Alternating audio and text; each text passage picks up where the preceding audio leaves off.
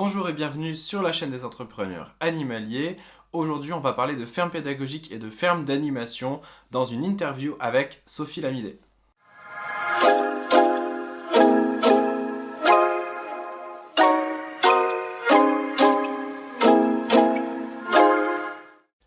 Vous êtes de plus en plus nombreux à nous rejoindre sur la chaîne des entrepreneurs animaliers, donc je suis très heureux de vous accueillir. Et si c'est la première fois que vous venez, eh bien je vous invite à vous abonner à la chaîne et à activer la petite cloche des notifications. Et si vous êtes des habitués, vous pouvez également, comme d'habitude, liker cette vidéo. D'abord, ça me fait plaisir, mais c'est surtout que ça nous aide très sincèrement à propager la chaîne et à faire en sorte que de plus en plus de personnes puissent voir les vidéos que je propose. Donc merci beaucoup. Dans quelques instants, je vais vous partager une interview avec quelqu'un qui est, à mon avis, une pointure, vraiment une personne indispensable dans le monde des fermes pédagogiques et des fermes d'animation. Elle s'appelle Sophie Lamidé. Je suis très heureux de vous partager cette interview avec elle. J'aime beaucoup discuter avec elle. Avant toute chose, eh bien, je voulais vous partager mon actu du jour. Alors l'actu du jour, c'est un double anniversaire. Alors premier anniversaire que je voulais quand même profiter pour le faire, eh bien ce sont les 60 ans de mon père, donc bon anniversaire papa. Et le deuxième anniversaire qui vous concerne un peu plus, eh bien c'est l'anniversaire de la circulaire interministérielle qui régit les fermes pédagogiques en France. Cette circulaire a 21 ans, c'est le seul texte législatif aujourd'hui, enfin plutôt réglementaire, qui va régir le monde des fermes pédagogiques. Comme vous vous en doutez, 21 ans, c'est un anniversaire qui commence à être un peu long. Ça fait un petit bout de temps qu'on espère que cette réglementation soit modifiée, pour la simple et bonne raison que le monde des fermes pédagogiques d'il y a 21 ans n'avait rien à voir avec le monde des fermes pédagogiques d'aujourd'hui. Notamment parce que les fermes d'animation sont de plus en plus nombreuses. Ce sont des fermes qui n'ont pas une vocation agricole et qui donc ne devraient pas dépendre de la même réglementation que de la production agricole. Et vous allez voir, ça va être vraiment un sujet dont on va parler dans l'interview avec Sophie. C'est un sujet qui est important, qui a l'air assez pas très sexy quand on en parle comme ça, mais ça a un impact sur la vie au quotidien des fermes d'animation qui essayent de faire de la mise en relation avec des animaux, qui essayent de créer du lien avec des animaux d'espèces domestiques, mais qui se retrouvent bloqués par une réglementation sanitaire qui n'est pas adaptée à ce milieu-là. Voilà, donc notre souhait avec Sophie Lamidé, eh bien, c'est que cette réglementation puisse évoluer et on fait tout pour. Donc on est en train de se constituer en collectif justement pour pouvoir travailler sur une proposition de modification de ces textes d'ici les prochains mois, j'espère. C'est tout pour mon actu du jour. Place à l'interview avec Sophie Lamidé et moi je vous retrouve tout de suite après. Bonjour Sophie. Bonjour Tristan. Bon Sophie, ça fait plaisir de te revoir. Tu es une habituée des entrepreneurs animaliers. On a déjà travaillé ensemble sur un podcast où on avait parlé de l'animal médiateur. On avait travaillé également sur la conception de plusieurs vidéos. On avait fait un article aussi ensemble où tu avais témoigné sur les fermes au cœur de la ville, au cœur de la cité. Et on a également travaillé ensemble sur des formations, donc on se connaît bien. Donc on va se tutoyer comme à l'habitude si tu veux bien. Je suis d'accord. Bon. Alors comment ça va Sophie? Ben, ça va très bien, merci. Alors il paraît que tu as sorti un livre il y a pas longtemps. On va en parler juste après, mais d'abord je voudrais savoir qui tu es pour que les personnes qui nous regardent ou qui nous écoutent en sachent un petit peu plus. Alors, ben, je suis donc Sophie Lamidé. Je suis en tant que professionnelle formatrice dans les projets qui mettent en lien l'homme, l'animal, la nature. Et je suis également maman. Je suis auteure donc d'un livre sur les fermes d'animation. Et puis, je suis passionnée, je pense. Passionnée par la vie, par le vivant. Voilà, si on peut résumer en quelques mots qui je suis. J'aime bien cette appellation du vivant. Du coup, c'est pas que l'animal, du coup, si je comprends ce que tu dis là. Qu'est-ce qui t'a donné à te lancer dans l'aventure d'écrire un livre? Alors, ce qui m'a donné envie d'écrire ce livre, ça fait 20 ans que j'évolue dans l'univers des fermes pédagogiques et j'ai grandi un petit peu avec la circulaire hein, qui réglemente un petit peu ces fermes pédas. La circulaire est de 2001. Moi, j'ai commencé en ferme péda en 2003. Et donc, j'ai grandi au contact de cette circulaire. Et en 20 ans, j'ai vu les publics évoluer. J'ai vu les demandes aussi également un petit peu se diversifier. J'ai vu le regard sur l'animal aussi changer. Et finalement, ce document, lui, il ne change pas. Ça fait 22 ans qu'il est le même. Et donc, ce bouquin, c'est vraiment toute cette évolution à laquelle j'ai assisté et que j'avais envie de coucher sur papier pour dire qu'aujourd'hui, la ferme pédagogique, c'est plus celle d'il y a 20, donc on s'était en 2001, donc celle d'il y a 22 ans. Et voilà, donc je voulais montrer aujourd'hui que la ferme d'animation, la ferme pédagogique, ça va au-delà du côté récréatif qu'on veut souvent attribuer et qui est, et au niveau de la circulaire, on parle que des enfants et de ce côté-là et on oublie un petit peu tous les enjeux qui s'y jouent finalement. Ouais. Et on va en parler encore un petit peu après sur cette gros écart, cet énorme écart entre ce que précisent les textes et comment la ferme pédagogique est définie depuis 2001 et puis ce qu'elle est vraiment aujourd'hui, puisque c'est un peu le regard que tu portes dans ton livre. Pour toi, c'est quoi une ferme d'animation et qu'est-ce que c'est une ferme d'animation par rapport à une ferme pédagogique? Alors, sans hésitation, pour moi, la ferme d'animation, c'est un lieu de vie. Hein. C'est vraiment un lieu qui va rassembler le vivant, donc l'humain, l'animal, le végétal. Alors, je vais inclure aussi le minéral, enfin tout ce qui va être élément de l'environnement finalement. C'est un lieu de vie donc par rapport à ces aspects. C'est aussi un lieu de vie par rapport au fait que tout ce qui va se passer en ferme pédagogique finalement c'est accéléré, mais c'est le reflet de l'existence. Grâce aux animaux qui ont une existence un peu plus courte que la nôtre, en tout cas pour les animaux de ferme, eh bien on va pouvoir accompagner, assister à la naissance, à la croissance, au passage de l'enfance à l'adolescence, alors toujours par effet miroir avec l'humain, on va pouvoir assister aux différentes étapes de développement du vivant et on va pouvoir accompagner les bons moments, hein, comme une naissance, mais aussi des moments un peu plus difficiles de la vie, comme la maladie, le handicap, la mort. Et donc, c'est un lieu de vie parce que vraiment, il nous permet de vivre ça en tant que, alors j'aime pas ce mot spectateur parce que quand on le vit au contact de l'animal et avec l'attachement qu'on peut avoir pour l'animal, on n'est pas spectateur, mais quand on le vit en tant que partenaire de l'animal, eh bien ça nous fait grandir. Et c'est pour moi aussi ça le lieu de vie. C'est vraiment au travers de la vie des animaux, finalement se préparer à vivre notre propre histoire avec tout ce qu'il y a de beau, mais aussi un peu plus difficile dans l'existence. Et puis aussi, c'est un lieu de vie pour moi, la ferme d'animation, parce que c'est un lieu qui est créé pour accueillir du public. Et donc, à l'intérieur de cet espace, il se passe vraiment plein de choses. On va se croiser, on va se rencontrer, peut-être que même on va nouer des relations. Et vraiment ça, c'est un support extraordinaire de rencontre avec l'autre différent de soi, mais à la fois qui fait que c'est à l'image de la société finalement. Cette ferme d'animation, c'est un petit peu une mini-société dans laquelle on va apprendre à vivre avec l'autre et on va s'enrichir de sa différence.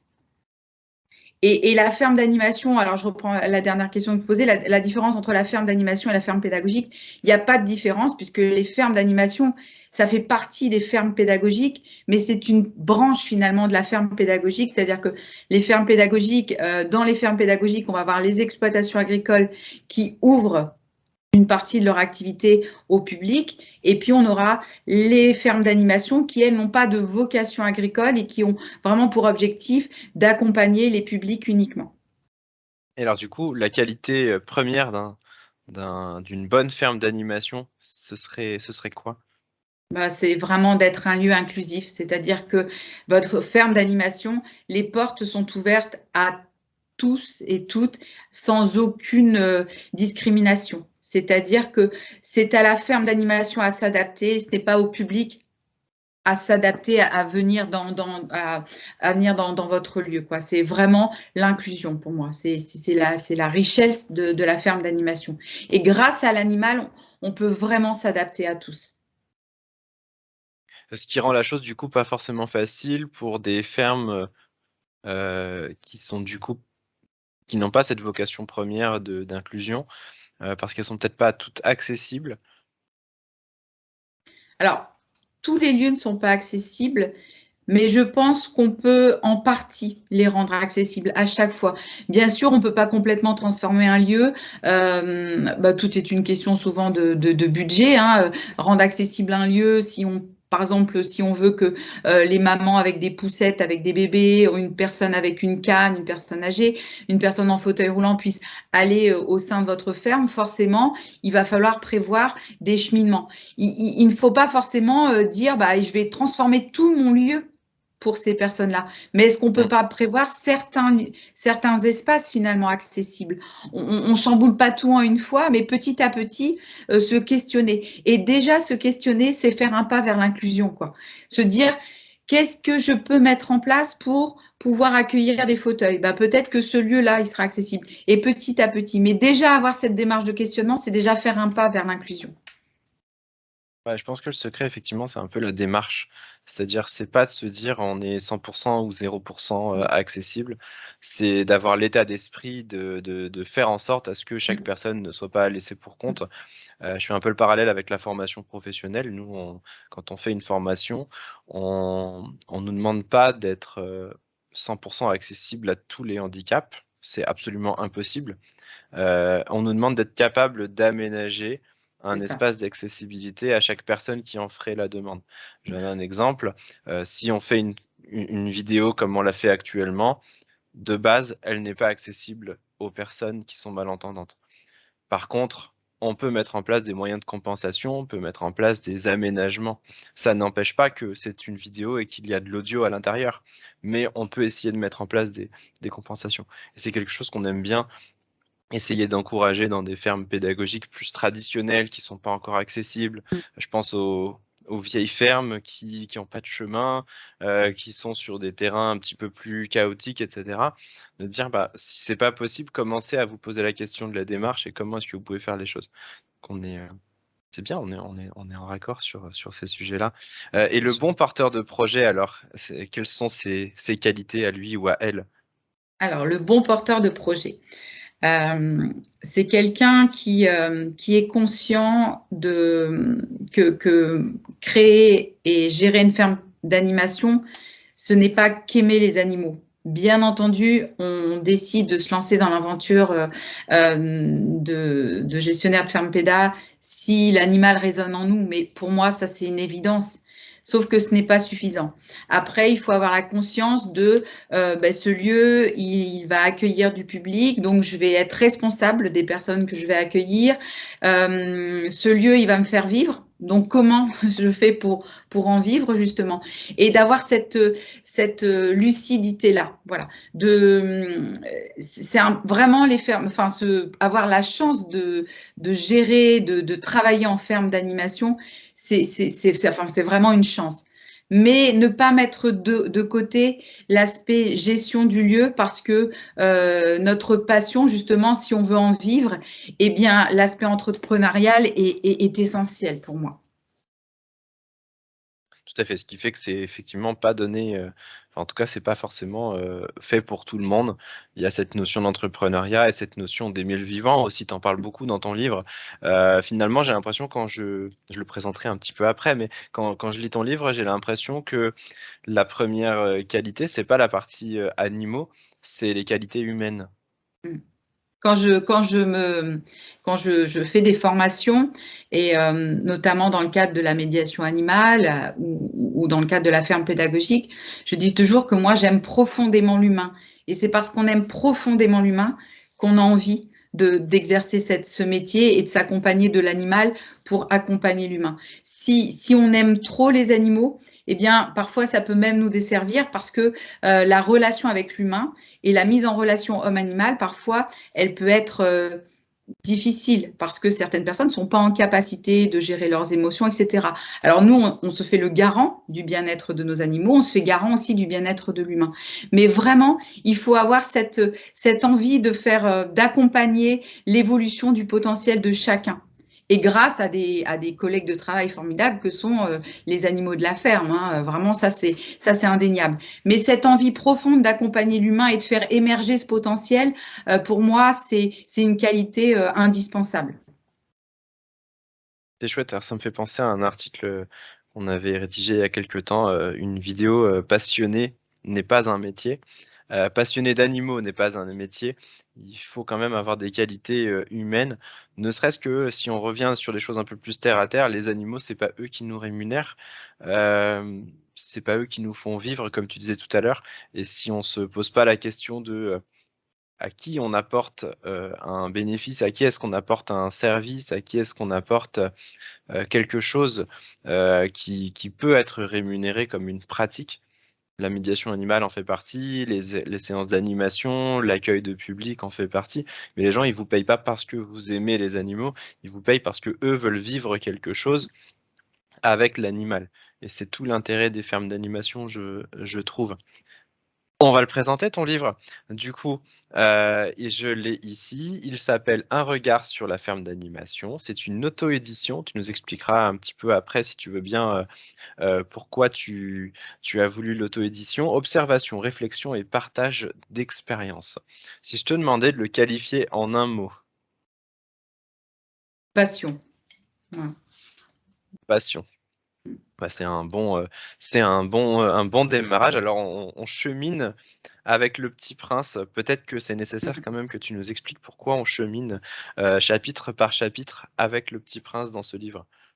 Le Petit Prince, pour moi, le Petit Prince de Saint-Exupéry, c'est vraiment un ouvrage de référence dans toutes les étapes de la vie, à plusieurs niveaux. Et c'est un livre, enfin, moi je suis passionnée du Petit Prince, c'est un livre que j'adore, que ce soit dans le texte, les illustrations, voilà. Donc c'était pour moi indispensable qu'il fasse partie de mon ouvrage et que je puisse le citer. Et dans chaque partie, finalement, j'ai pu retrouver une citation du Petit Prince qui résonne avec le contenu du chapitre.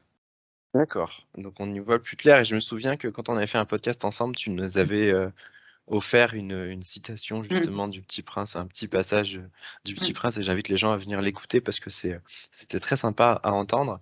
Alors moi, j'ai travaillé aussi sur un mot qui essaierait de qualifier ton livre, mais je voudrais te demander toi-même de choisir dans ces 3 termes. Est-ce que ton livre est plutôt un pratique? Est-ce que c'est plutôt un manifeste? Ou est-ce que c'est plutôt un parcours initiatique?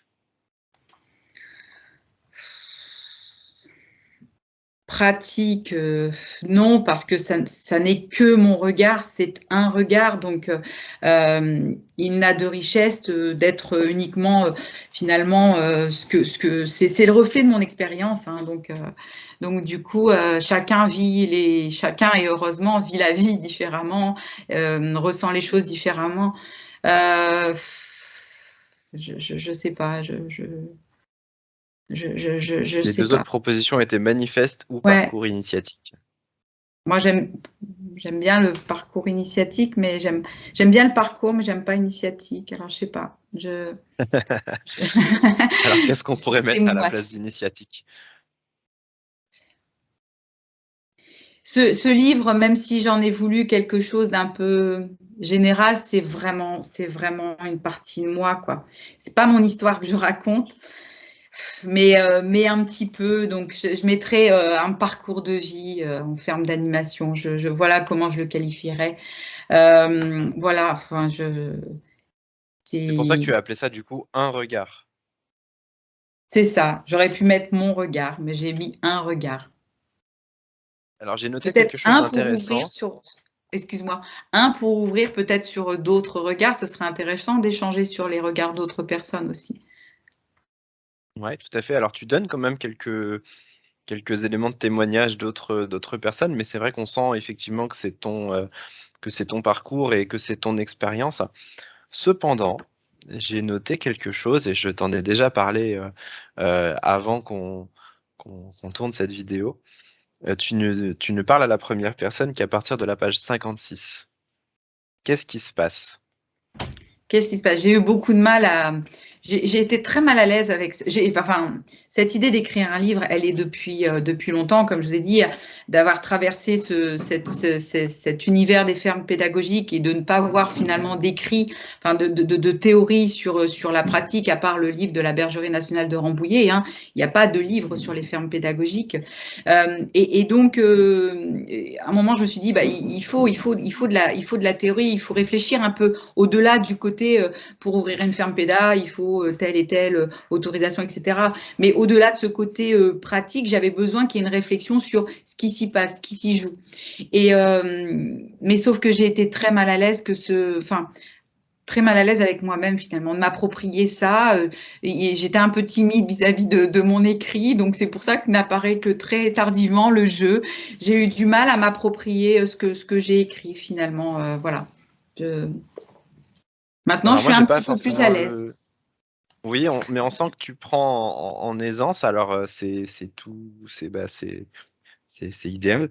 Et en même temps, je trouve que pour quelqu'un qui découvre le monde des fermes d'animation, c'est nécessaire de commencer par les choses du type le cadre réglementaire, le fait de poser le contexte. Donc moi, je trouve pas choquant hein, que tu ne commences pas avec le jeu.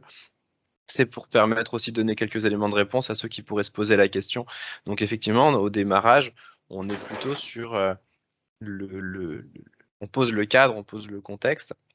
Et puis on sent après que tu commences à nous partager ton vécu, ton histoire, tes expériences, et ce qui fait que c'est un peu crescendo. Moi, c'est comme ça que je voulais l'expliquer, ton livre. En tout cas, c'est comme ça que je l'ai ressenti. Tu m'avais envoyé une petite note en disant que un livre, on le lit. Il a 2 auteurs, je crois, c'est ça. Et le C'est Jacques deuxième, c'est le Salomé. lecteur. Et je suis assez d'accord avec ça, c'est-à-dire que pour moi, c'est vraiment un livre crescendo. Plus ça monte, plus on commence à se projeter, à se dire est-ce que c'est fait pour moi ou est-ce que c'est pas fait pour moi. Mais généralement, on est embarqué avec toi dans cette histoire. Et, et ce qui est drôle aussi, c'est qu'on commence par la partie pratico-pratique et on s'en détache de plus en plus. Et finalement, certains pourraient s'attendre à ce qu'on parle d'animaux de plus en plus, mais on parle d'humains de plus en plus. Et c'est ça qui m'a plu dans ce livre, c'est que bah, c'est vraiment les fondamentaux de ce type de lieu, c'est de s'intéresser à l'humain. Donc c'est ça qui était chouette. Qu'est-ce qui t'a donné le plus de fil à retordre pour pouvoir rédiger ce livre? La légitimité de le faire. Je me suis toujours questionnée, oh, mais tu te lances là-dedans, mais t'es qui toi pour le faire, etc. C'est à chaque fois je me suis questionnée, quasiment 3 jours avant de le terminer, j'ai appelé la personne qui m'a accompagnée sur le côté pratique du livre en disant non mais c'est pas possible, j'y vais pas. Je me sentais pas légitime, voilà, vraiment. Donc c'est ce qui m'a donné du fil à retordre parce que à chaque fois je me disais mais t'es qui toi pour écrire ça? Alors que voilà, j'ai mon expérience de terrain et chaque fois j'avais les 2 voix en moi qui me disaient mais non mais oui, écris-le puisque tu le vis, enfin je l'ai vécu, j'ai accompagné. Oui, mais t'es qui toi pour le vivre? Voilà, j'ai toujours ces 2 petits personnages en moi qui de temps en temps n'étaient pas d'accord. Et tu en es où maintenant? Et je suis mieux, je suis beaucoup mieux avec ça et je pense que déjà moi ce qui est génial, c'est que ça m'a fait du bien et ça m'a encore fait évoluer sur ma pratique, vraiment. Ce livre, il m'a fait grandir. Mais ce livre, il a eu, du coup je fais une petite parenthèse, mais j'y ai pensé hier à ça. C'est que ce livre, il a commencé en 2015 finalement. En 2015, je suis allée me former, j'ai passé le DU-RAMA, un diplôme universitaire de la relation d'aide par la médiation animale. Et mon mémoire et ma soutenance, mais sur mon mémoire, je l'ai fait sur le thème de la rencontre. Ceux qui liront le livre verront que la rencontre, c'est le fil conducteur de mon livre. Mon mémoire, je l'ai fait sur la rencontre. Et quand j'ai terminé ma soutenance, alors je ne sais plus c'est quand j'ai terminé ou quand je l'ai démarré, j'ai simplement dit, ce thème de la rencontre, il m'a bouleversée j'ai trouvé que c'était une telle évidence qui mériterait qu'il soit davantage creusé. Et finalement, 5 ans plus tard, je l'ai creusé moi-même, quoi, finalement. Mais en 2015, quand j'ai écrit mon mémoire, alors le mémoire, c'était 30 pages, etc. Mais je me suis dit, mais ce thème en ferme d'animation, il est tellement évident qu'il faudrait que quelqu'un écrive dessus. Bon, comme personne n'a écrit, c'est moi qui me suis lancée, quoi. Mais finalement, il y a une petite étincelle, il y a plus que, voilà, il y a quelques années maintenant. Ah, c'est chouette, j'aime bien entendre ça. Mais je remarque que le mot rencontre revient, même dans ta dédicace que tu m'as faite. Je la lirai pas parce qu'elle m'appartient, mais il y a le mot rencontre, c'est le dernier mot que tu as mis dans ta dédicace. Donc ça me faisait penser à ça. Et je te partage mon sentiment d'auteur aussi, mais qui est dans une autre thématique. Mais j'ai l'impression, comme toi, que le plus dur, c'est pas l'incubation, mais c'est l'accouchement. C'est le moment où on doit assumer le livre. Parce que quand on l'écrit, on est seul face à soi-même, on peut s'autocritiquer, c'est sympa. On a tous les allers-retours qu'on veut.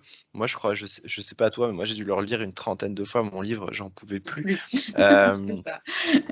Mais le plus dur, c'est frustrant pour les gens qui nous écoutent parce que les gens se disent ah là là, moi j'ai déjà essayé d'écrire un livre, j'ai écrit 30 pages et j'ai arrêté. Mais honnêtement, le plus dur, c'est pas de l'écrire, c'est de décider d'appuyer sur le bouton pour y aller. Et donc bravo pour ça parce que ça aurait pu aussi rester dans un placard où tu aurais pu te dire non, j'ai pas cette qui je suis pour le faire, etc. Qui tu es, écoute, si on veut savoir qui tu es, il faudra lire la 4e de couverture. Mais moi, je pense que tu as 1000 fois la légitimité pour en parler. Et encore une fois, on n'est pas sur un livre des éditions Ulmer ou des éditions Educagri avec des thésards qui nous disent chapitre 1, chapitre 2, chapitre 3, voilà la théorie et vous devez l'apprendre par cœur, c'est comme ça. On est sur le regard de Sophie Lamidé et en plus, je pense qu'on a quand même des moyens d'y adhérer, donc c'est plutôt réussi. Merci Tristan. Est-ce qu'on peut parler un peu de la place des fermes pédagogiques dans... j'allais reprendre le titre du colloque qu'on avait fait ensemble dans l'éducation à l'environnement et au-delà, mais juste la place des fermes pédagogiques en France, dans notre univers, dans notre écosystème. Pour toi, quelle est-elle cette place ? Elle est toute petite cette place aujourd'hui, malgré le nombre de fermes pédagogiques fermes pédagogiques dont les fermes d'animation qui ouvrent. Cette place est toute petite. Je trouve que les fermes d'animation, on n'en parle pas assez. Alors, on en parle sur le terrain. Tout le monde trouve ça génial. Toutes les initiatives dans chaque commune, qui ouvrent à chaque fois, ça, voilà, là, il y a la presse qui vient, les gens qui sont présents. Sauf que ça reste sur le terrain. Aujourd'hui, les fermes pédagogiques, elles n'ont pas suffisamment de hauteur. Ce qu'on voudrait, c'est qu'elles soient reconnues dans la sphère médiatique, politique, pour que ça puisse évoluer, parce qu'on n'est plus dans le côté récréatif. La ferme pédagogique, c'est pas que pour les enfants, c'est pour tout le monde. Chacun peut vraiment s'épanouir au contact de l'animal avec des professionnels pour accompagner. Et ça, on n'en parle pas assez. Et vraiment, là, on est dans une ère de l'école du dehors avec ce fameux Covid là, qui a un petit peu chamboulé nos existences depuis 2 ans. On a demandé aux enseignants de faire l'école du dehors. L'école du dehors, ça peut faire encore un peu peur en France. On n'est pas dans les pays scandinaves où on met les enfants au milieu de la forêt avec des scies et des marteaux. On n'en est pas là encore en France. Ça fait peur. On n'a pas la même façon d'éduquer, d'accompagner les enfants. Donc voilà. Et moi, je pense que les fermes pédagogiques, ça pourrait être ces lieux intermédiaires entre l'école du dedans et l'école du dehors, par exemple. Je veux dire, on met en avant plein d'initiatives. Les fermes pédas, c'est super, mais pas plus que ça, quoi. Et vraiment, je trouve que leur place, on n'a pas une place suffisante par rapport à tous les enjeux qui peuvent se jouer au sein de ces lieux, quoi. Alors, je ne sais pas ce que tu en penses, mais moi, je trouve qu'il manque terriblement un volet aux fermes pédas et aux fermes d'animation aujourd'hui. C'est l'intérêt pour les adultes. Alors, on a parlé des enfants, beaucoup, on en parle souvent. On parle aussi beaucoup des personnes fragilisées, des personnes en situation de handicap, les personnes vulnérables, qui ont une place de choix, enfin vraiment une place importante dans ces projets-là. mais partout, j'ai l'impression que les publics adultes du type des familles, des personnes qui ne sont pas de près ou de loin avec des enfants, on les oublie à chaque fois. Qu'est-ce que ça t'inspire, toi? Est-ce que c'est un constat que tu partages aussi? Ah oui, complètement. Souvent, voilà, la ferme pédagogique. Alors, au début, c'était que pour les enfants. Après, on voit ça énormément, c'est vrai, dans le cadre de l'accompagnement des personnes vulnérables, parce que, en effet, on sait que l'animal, c'est un formidable médiateur pour accompagner l'évolution des potentiels. Mais les familles, elles sont pas suffisamment citées, ne serait-ce que les adultes. Enfin, moi, souvent, quand je croise des adultes dans les fermes pédas, je leur dis alors, est-ce que ça vous a plu? Ah oui, mais par exemple, je pense, parce que c'est une mamie qui m'avait dit ça, une personne âgée, mais mes petits-enfants sont contents. Et je lui dis, mais vous, madame, est-ce que vous, ça vous a fait du bien? Et c'est en creusant qu'elle dit, bah oui, moi aussi, ça m'a fait du bien.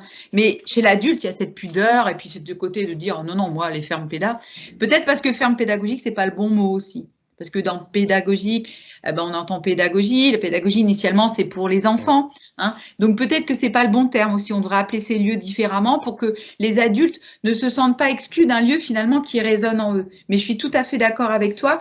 On parle beaucoup des scolaires, des publics vulnérables, sauf que la ferme pédagogique, elle a aussi un rôle à jouer dans le développement de l'adulte. Hein. On le voit maintenant, il y a plein, alors avec les chevaux, par exemple, on parle d'équi-coaching, pourquoi on ne parlerait pas de ferme coaching, j'en sais rien, mais pourquoi ce serait uniquement, souvent c'est destiné à certains animaux comme le cheval, le chien, mais sauf que les animaux de la ferme sont aussi capables d'accompagner les adultes dans leur chemin de vie.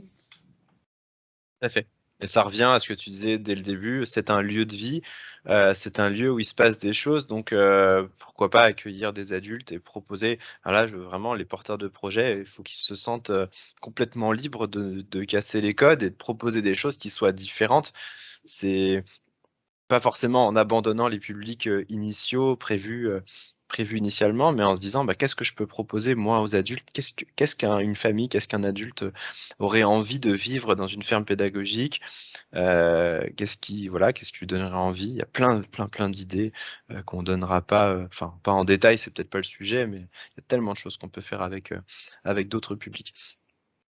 Si on revient un peu sur ce cheminement, donc toi, ça fait 20 ans que tu travailles dans ce milieu-là. On a créé un colloque ensemble l'année dernière sur la place des fermes pédagogiques dans l'éducation et l'environnement. Qu'est-ce que ça a suscité chez toi? Et parce que j'ai l'impression que ça a fait bouillonner pas mal de choses. Et qu'est-ce que ça devient du coup en toi, toute cette réflexion? Alors, personnellement, ça a été un ascenseur émotionnel déjà, parce que avant de se lancer dans l'aventure, on fait un colloque, on ne se rend pas compte de ce que c'est finalement. Donc, un véritable ascenseur émotionnel. Par contre, là, je parle vraiment à ce que j'ai vécu moi et après, je dirais les conseils. Mais ça a été une expérience de vie pour moi, je n'oublierai jamais. C'était juste génial. Les rencontres avec les intervenants, les échanges, cette journée qui a été pour moi, exceptionnelle. On a vécu quelque chose de très chouette parce qu'on était encore dans le cadre Covid où il y avait des restrictions, etc. Et on a réussi à avoir plus d'une centaine de personnes présentes, des intervenants qui ont dit oui, malgré l'annulation, etc. Enfin, vraiment, c'était un événement extraordinaire. Et je pense, du coup, j'en viens au côté plus général, que s'il y a eu tout ça, et si tout le monde a continué à nous suivre, c'est que ça en valait vraiment la chandelle, quoi. C'est que le jeu en valait la chandelle et que les fermes pédagogiques n'ont pas dit leur dernier mot et qu'on n'en est qu'aux prémices d'un développement. Alors, le développement, ce serait vraiment qu'en France,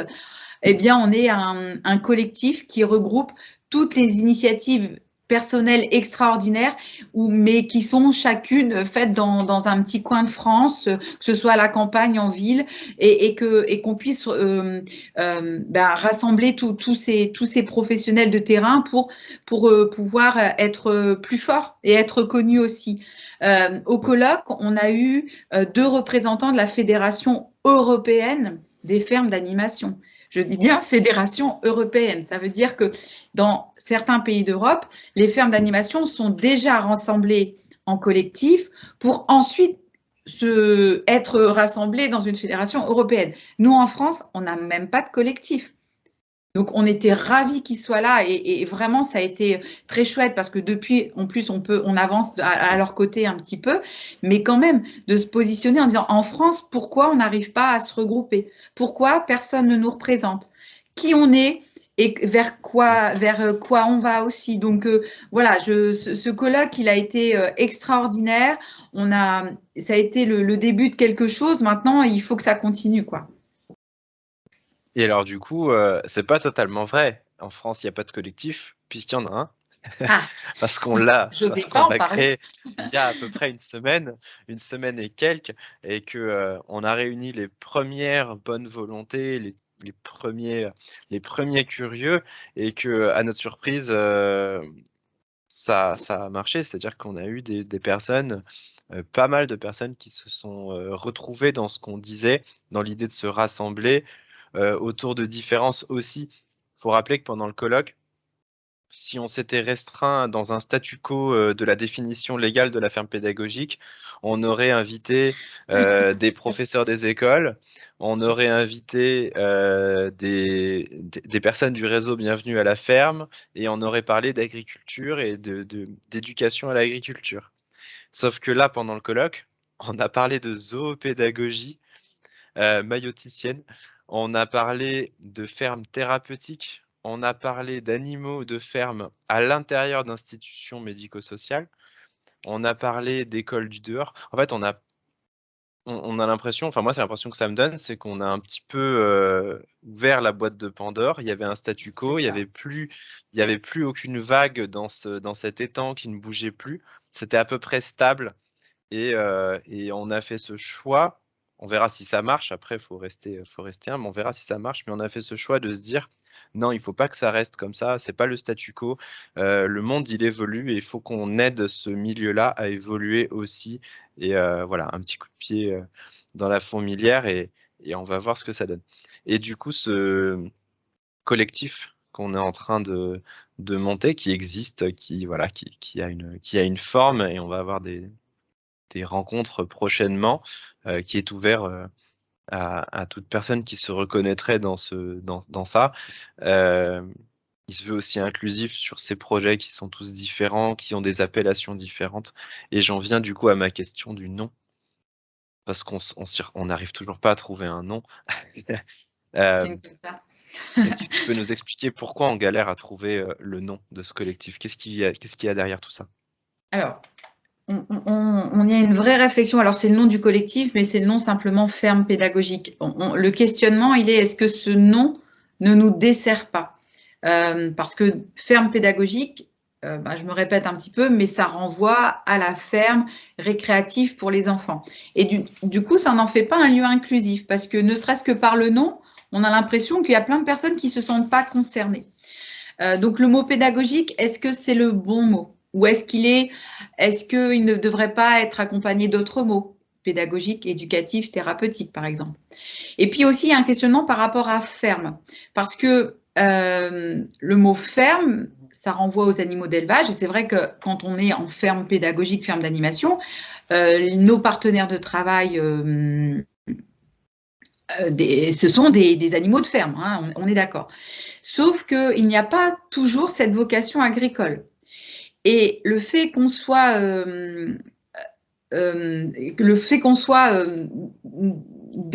appelé ferme pédagogique et qu'on ait des animaux de ferme, ça nous fait dépendre de la réglementation des fermes agricoles qui peut aussi desservir les lieux mêmes. Parce que quand vous dépendez de la réglementation agricole, par exemple, aujourd'hui, si on respecte la loi et les plans biosécurité, vous n'avez pas le droit de donner, je pense, les déchets alimentaires aux cochons. Vous n'avez pas le droit d'entrer dans un poulailler si vous n'avez pas des chaussures adaptées, des surchaussures ou un pédiluve. Donc, est-ce que, par exemple, ces exigences-là ne vont pas à l'encontre de nos lieux, je pense vraiment à la ferme d'animation, qui sont des lieux de rencontre avec le vivant et dans lesquels on essaie justement de créer, de mettre en relation l'humain et l'animal et au travers notamment de cette relation sensorielle. Et on a besoin de ça. On a besoin de toucher, on a besoin de sentir, on a besoin d'être au contact, d'être proche. Et la réglementation des fermes d'agriculture, des fermes d'exploitation dont on dépend, parfois, elle ne va pas dans ce sens-là. Donc, est-ce que le mot ferme et est-ce que le mot pédagogique, finalement, ne nous desservent pas dans certains domaines? Donc, la réflexion, elle est, comment on pourrait faire évoluer notre lieu, des centres pédagogiques à accompagner d'animaux. Je ne sais pas, vraiment, on est dans une réflexion, on essaie de voir, mais en tout cas, c'est voilà, comment on s'appelle, comment on nomme nos lieux pour n'exclure personne, mais qu'on puisse aussi continuer à faire ce pourquoi ils existent, c'est-à-dire cette relation entre l'homme et le vivant. Et donc ça, c'est un sacré chantier parce que ça fait déjà quelques mois qu'on travaille sur la question et qu'on n'a pas encore trouvé la réponse. Mais je pense que la réponse, elle se trouvera au sein d'un collectif en hybridant les réponses et les idées de chacun, je pense. Sophie, qu'est-ce qu'on peut te souhaiter pour les prochains mois? De continuer mon chemin. Alors maintenant, voilà, je continue à m'investir auprès des fermes d'animation. Ça me porte toujours. J'ai changé mon regard parce que maintenant je suis formatrice, j'accompagne les projets, mais continuer à m'épanouir dans ces projets et vraiment à voir les étoiles dans les yeux des personnes que j'accompagne parce qu'ils ont réussi à aller jusqu'au bout de leur projet. Et voilà, c'est ce que j'aimerais en tout cas. Super. Bah, c'est la bonne conclusion. C'est sur ça qu'on s'entend généralement, Sophie, parce qu'on a le même objectif.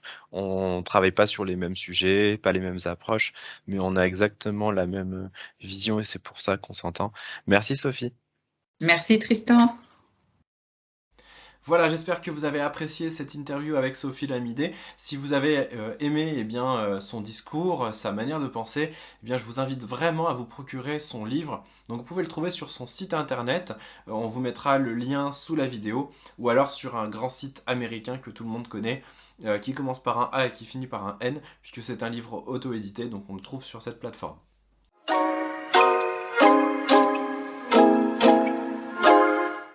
Je passe à ma petite astuce de la semaine. Eh bien, l'astuce de la semaine, c'est une astuce professionnelle. Donc, ça va vous concerner plutôt si vous avez déjà créé un projet, si vous êtes déjà du côté professionnel, que vous avez des clients, des prospects, des partenaires. Eh bien, c'est l'idée de créer absolument votre adresse mail professionnelle. Je vois encore beaucoup de porteurs de projets qui se sont déjà lancés et qui continuent à écrire avec une adresse perso du type une adresse Gmail, une adresse Hotmail ou une adresse Outlook. Alors ça marche très bien quand on est un particulier et qu'on échange pour écrire à tout le monde, ça ne pose pas de souci. Mais quand vous êtes un professionnel, vous avez une image de professionnel à véhiculer. Et cette adresse mail professionnelle, c'est une des premières portes d'entrée des personnes avec qui vous entrez en contact. Donc je vous donne un exemple pour que vous compreniez un petit peu la différence entre une personne qui m'enverrait un mail avec tutu17 ou lucie du75 @gmail.com et les petites fleurs de Lucie contact @lespetitesfleursdelucie.com. Eh bien, je vais donner peut-être plus de crédit à la deuxième personne parce que je me dis que c'est quelqu'un qui a une démarche professionnelle et qui s'inscrit dans ce type de logique professionnelle. Alors c'est peut-être complètement psychologique parce que ça change rien en termes de qualité des échanges qu'on peut avoir, mais le monde professionnel est ainsi fait. C'est comme le fait de faire beaucoup de fautes d'orthographe ou pas du tout. C'est comme le fait de vous voyer ou tutoyer. Voilà, il y a un certain nombre de choses qui font que ça montre une sorte de respect vis-à-vis de son métier, de la pratique. Je vous invite vraiment à le faire. Il faut savoir que si vous avez déjà un nom de domaine, c'est-à-dire que vous avez un site internet le nom de votre entreprise.com ou le nom de votre association.fr, eh bien votre hébergeur très probablement vous offre la possibilité de créer des adresses email professionnelles. Donc je vous donne un exemple. Chez nous, les entrepreneurs animaliers, on a un site internet qui s'appelle entrepreneur-animalier.fr. Et bien, avec l'hébergeur qu'on paye pour ce site internet, on a la possibilité de créer autant d'adresses mail professionnelles qu'on veut, du type contact@entrepreneuranimalier.fr. Cette adresse-là n'existe pas, donc ne m'envoyez pas de message là-dessus. Par contre, on va avoir des emails sur info@entrepreneuranimalier.fr, Karine@entrepreneur-animalier.fr ou Tristan@entrepreneur-animalier.fr. Donc ça, c'est une démarche professionnelle, ça permet vraiment de sectoriser. Et après, chez nous, on va avoir une logique souvent de sectoriser certaines boîtes mail. Par exemple, pour le recrutement, on va avoir une adresse email spécifique pour le recrutement. On va avoir une adresse email spécifique pour certains types de partenaires ou sur certains projets. Voilà, ça c'est une approche que vous pouvez avoir. C'est gratuit quand vous avez votre nom de domaine. Donc voilà, c'était la petite astuce du jour. J'espère que vous arriverez à la mettre en place très bientôt. C'est tout pour cette semaine, j'espère que vous avez apprécié le sujet, l'interview avec Sophie et tout ce qui va avec. Si vous avez aimé, pensez à mettre un pouce en l'air sur cette vidéo ou sur le podcast si vous écoutez en version podcast. Moi je vous retrouve dès la semaine prochaine. En attendant, si vous avez un projet de ferme pédagogique ou de médiation animale, vous avez la formation gratuite que je vous propose qui est toujours disponible. Donc c'est une formation sur 7 jours. Pendant 7 jours, je vais vous envoyer un petit mail avec des informations précieuses pour vous aider à vous projeter dans votre futur métier. Vous allez avoir des témoignages, vous allez avoir des analyses, vous allez avoir des articles et des vidéos intéressantes. Pour vous le procurer, vous allez sur le site des entrepreneurs animaliers, entrepreneur-animalier.fr/7 jours. Je vous dis à très bientôt et portez-vous bien.